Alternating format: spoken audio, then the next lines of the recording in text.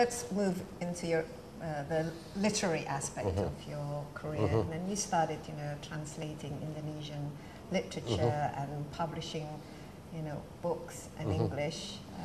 How did that come about? Is it because of your association with the Indonesian writers? Did the idea come? Well, that's how together? it started, and then but as I mentioned already, there was absolutely no way to make a living as a literary translator. I had to supplement it with work with the boring stuff. With the boring stuff. But there did come a point, and that was around 1985-86. Pak Sapardi, Djoko Damono, was awarded the Sea Right Award in Bangkok, and he had been a friend forever, and he asked me to translate a small collection of poems, and which I did, and Gunawan Muhammad, who was Sapardi's best friend, working at Tempo, he said, "Okay, I'll fund this," and we just got to talking and said, there really should be some lembaga, some institution that does this. Almost every country in the world has either an institution that supports the translation of their literature, or the government provides subsidies to publishers. So there is nothing? There's nothing like that in Indonesia, unfortunately.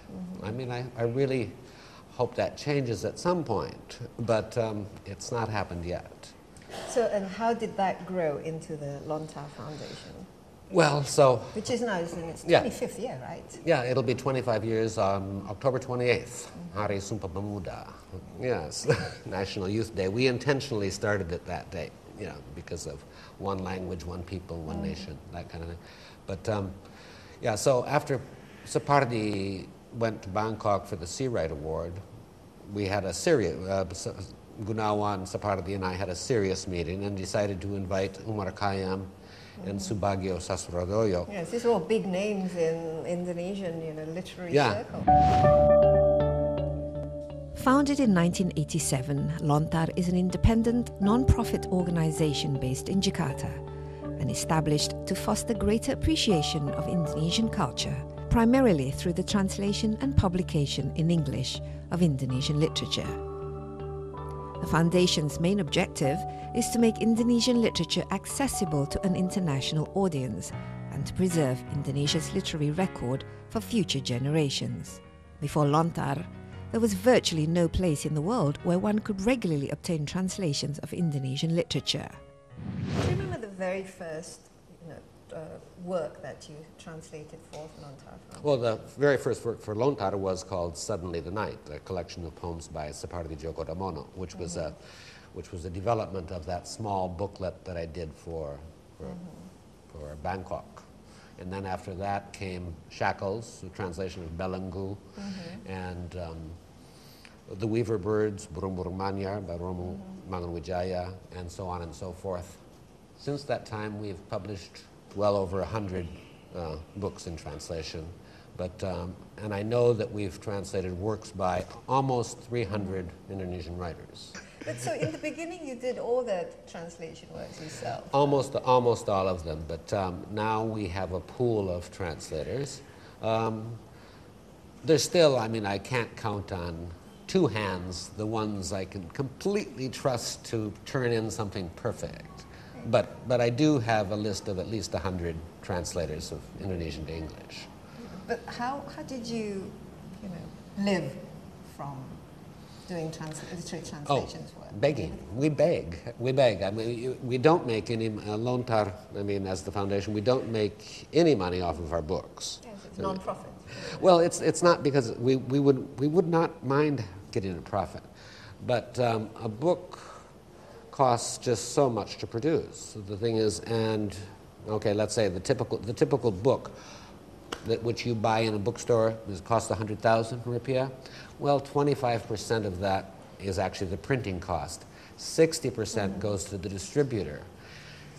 8% goes to the author, and then the translator. You have more, and so you have basically 1,000 rupiah from 100,000 rupiah that you might be able to use to cover overhead. So how are you able to sustain it yourself, let alone the foundation? It's always it's corporate support. It's friends of Lontar. I mean, and if you go to our website, Lontar's website, you will see a long list of individuals and corporations who have helped us, and it's a constant battle. It's a constant battle. Okay, should we take a look up your Sure.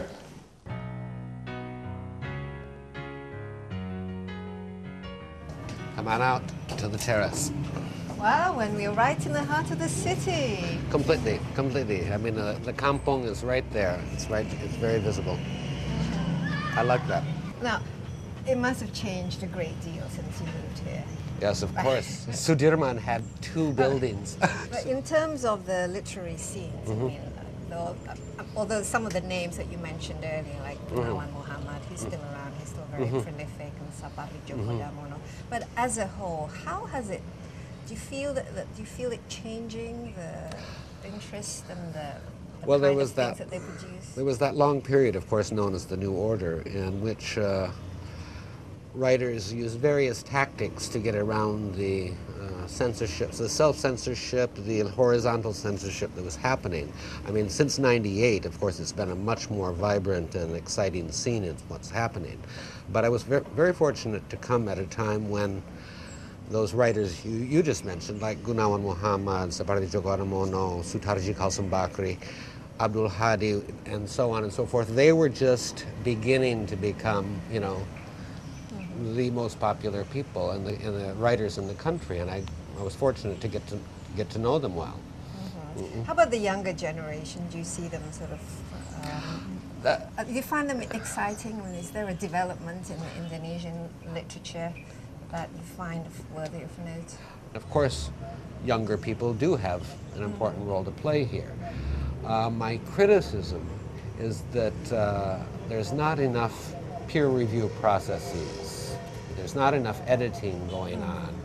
And the internet, as good as it is for encouraging freedom of expression, it also hinders, in a sense, the proper development of proper writing. The quality. The quality. The depth, Yeah, the context. exactly. But, by the way, it's quite hot in here. Should we go?